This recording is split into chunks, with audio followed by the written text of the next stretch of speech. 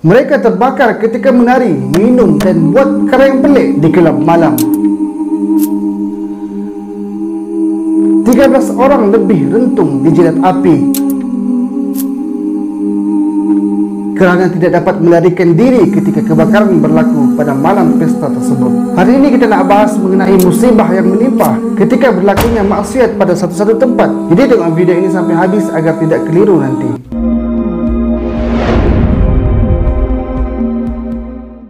Assalamualaikum warahmatullahi wabarakatuh. Sahabat semua, apa kabar? Saya doakan semoga sehat selalu dan diberikan kebaikan dunia dan akhirat. Hari ini dunia semakin tua, tetapi ia dihiasi dengan pelbagai perhiasan yang indah, sehingga ramai manusia yang terus lekah dan menyangka bahawa mereka akan hidup selamanya. Maka adanya manusia yang berbuat apa sahaja sesuka hati mereka, bebas, dan sampai hari ini kita boleh saksikan sendiri. Sampailah ke tahap manusia melakukan perkara-perkara yang di luar tabi'i, di luar fitrah seorang manusia. Mereka melampiaskan nafsu, keseronokan, kegairahan dan melakukan perkara-perkara yang tidak sepatutnya, sesuka hati seperti tidak ada lagi hari esok. Sehinggalah Allah tegur dengan musibah, barulah terngangah dan sedar bahawa diri itu manusia yang lemah. Seperti mana yang baru-baru ini berlaku kebakaran yang di luar jangkaan di sebuah kelab malam di kota Murcia, Spanyol. Dan negara Spanyol ini jangan cakaplah tentang cara hidup, hiburan, pemakaian seksi dan sebagainya, kerana kota tersebut hampir mempunyai segala-galanya untuk berhibur. Pusat-pusat yang memuaskan nafsu sangatlah banyak, tidak terhitung dengan jari. Dan negara Spain ini juga adalah negara yang berjiran dengan Morocco, yang mana baru-baru ini ditimpa gempa bumi yang dahsyat. Dan gempa bumi yang menimpa Morocco itu, beberapa tempat di Spain juga dapat merasai gegaran tersebut. Dan Spanyol ini sebenarnya adalah negara yang pernah sampai Islam di sana. Sebagaimana hari ini kita boleh saksikan masjid di Cordoba telah pun dijadikan sebuah gereja.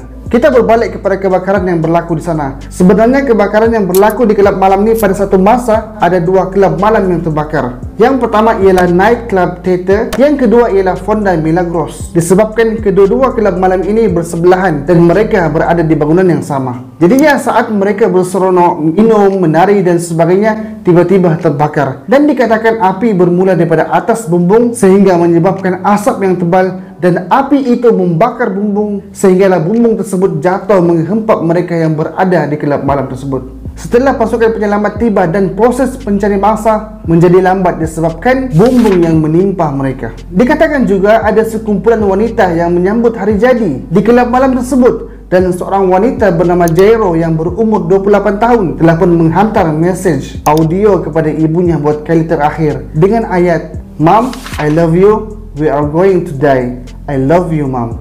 Dia seolah-olah mengetahui bahawa kematian telah pun datang kepadanya, dan dia sempat memberitahu ibunya yang mana mereka akan menuju kepada kematian, dia bersama dengan rakan-rakan yang lain.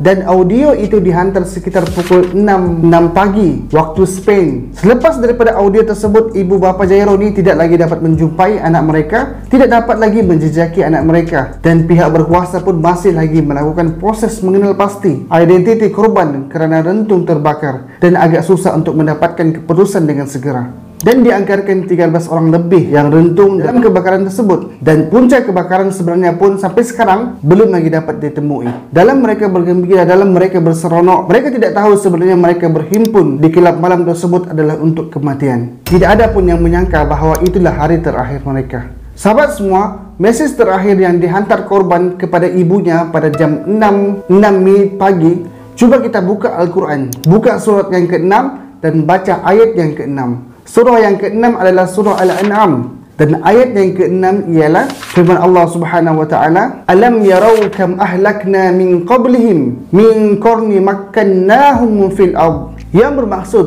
tidakkah mereka memerhati dan memikirkan berapa banyak umat-umat yang telah kami binasakan sebelum mereka, padahal umat-umat itu telah kami teguhkan kedudukan mereka di muka bumi dengan kekuasaan dan kemewahan yang tidak kami berikan kepada kamu, dan kami turunkan hujan atas mereka dengan lebatnya, dan kami jadikan sungai-sungai mengalir di bawah mereka. Kemudian kami binasakan mereka dengan sebab dosa mereka, dan kami ciptakan sesudah mereka umat yang lain. Allahu Akbar. Firman Allah Subhanahu wa taala surah ke-6 ayat ke-6 ini sebenarnya sangat-sangat menyentuh hati kita. Allah binasakan umat-umat terdahulu dengan azab, musibah disebabkan oleh dosa-dosa mereka. disebabkan oleh keingkaran mereka. Mereka hidup seperti tidak bertuhan. Sahabat semua, sebenarnya saya sendiri pun terkejut dengan ayat ini kerana ia sangat bersesuaian, sangat bertepatan dengan apa yang berlaku kepada mereka di Spain. Mereka berseronok dan lupa akan diri mereka sebagai manusia. Dan hakikatnya manusia ini adalah pelupa. Nama daripada insan pun asal daripada perkataan bahasa Arab ialah nisyan ataupun nasia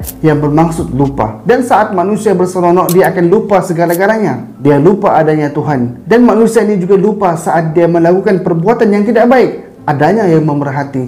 Pelupanya manusia ini sehingga dia merasa memiliki segala-galanya, bebas membuat apa sahaja, tidak ada pegangan. Dia ada bebas, maka jadilah ia seperti sampan yang hanyut di tengah-tengah lautan. Jadinya Allah memberi teguran kepada kita, umat manusia yang berfikir ni, yang selalu lupa, supaya beringat dengan dosa-dosa yang kita lakukan. Tidak menjadi manusia yang melampaui batas, melakukan sesuatu di luar tabi'i, melakukan sesuatu yang boleh mengundang kemurkaan Allah, sehinggalah ditimpa azab yang pedih sebagaimana umat-umat yang terdahulu. Seperti kaum Nabi Saleh alaihi wasallam, di Al-Ula Allah azab mereka, dihancurkan rumah-rumah mereka yang gah, batu mereka pahat dijadikan rumah yang mewah, kota yang dilaknat, kota yang pernah diazab dan Rasulullah melarang untuk ke tempat tersebut, telah dijadikan sebuah kota pelancongan yang mewah.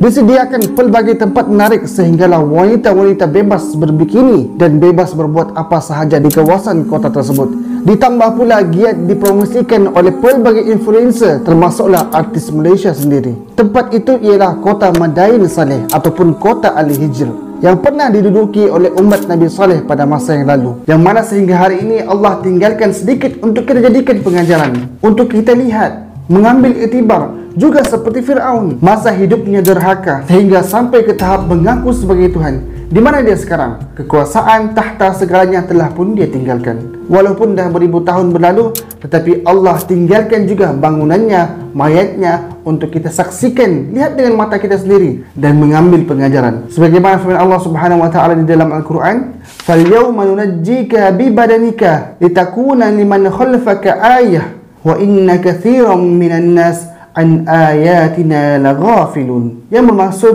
maka pada hari ini kami biarkan engkau, hai Fir'aun, terlepas dengan badanmu yang tidak bernyawa daripada ditelan laut untuk menjadi tanda bukti bagi orang-orang yang berada di belakangmu, supaya mereka mengambil iktibar. Dan ingatlah, sesungguhnya kebanyakan manusia lalai daripada memerhati dan memikirkan tanda-tanda kekuasaan kami. Allah Subhanahu wa taala mengingatkan kita bahawa lihatlah Fir'aun, lihatlah orang-orang terdahulu, mereka telah diazab atas apa yang mereka lakukan. Kaum-kaum terdahulu memiliki harta, kekayaan, kuasa dan binaan, tetapi Allah azab mereka dengan sekejap sahaja. Ini kan pula kita yang tidak memiliki apa-apa, masih lagi sombong dan bongkak. Jadinya umat terdahulu terus diazab, dibayar cash secara langsung atas apa yang mereka lakukan, lenyap daripada bumi. Beruntungnya kita ni umat akhir zaman, umat Nabi sallallahu alaihi wasallam yang sekarang ni kita ditimpa musibah bencana hanya sedikit saja, hanya untuk memberi peringatan dan kesedaran. Tetapi itu pun sedikit manusia yang mengambil pengajaran. Hakikat yang sebenarnya, kita kena sedar yang kita lemah, yang kita ni hina. Allah lah yang maha berkuasa atas tiap-tiap segala sesuatu. Keadaan, musibah, bala bencana yang berlaku hari ini di sekeliling kita.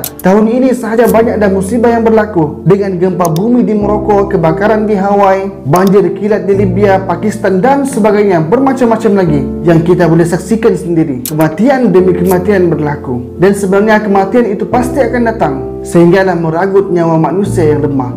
Kita tidak boleh lari daripada kematian. Kemanapun kita pergi, ajal kematian bagi seseorang itu tetap akan datang. Sebagaimana firman Allah Subhanahu wa taala, "Ainama takunu yudrikkumul maut walau kuntum fi burujim musyayyada."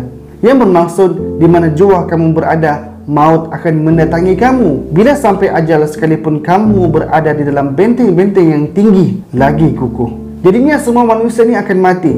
Cumanya cara mati kita itulah yang akan membezakan kita dengan orang lain. Sebagaimana hari ini ada yang mati di dalam kebakaran, ada yang mati di dalam gempa, ada yang mati di dalam kemalangan dan sebagainya. Tapi semestinya sebagai orang Islam, kita mahu mati dan juga berakhir dengan husnul khotimah, pengakhiran yang baik, bukan pula sebaliknya. Jadi marilah sama-sama kita berdoa agar Allah Subhanahu wa taala memberikan husnul khatimah kepada kita semua dengan doa, Allahumma ahsin akibatana fil umuri kullaha wa ajirna min khizyid dunya wa azabil akhirah. Ya Allah, perbaikilah akhir daripada segala urusan kami dan jauhkanlah kami daripada kehinaan dunia dan azab di akhirat nanti.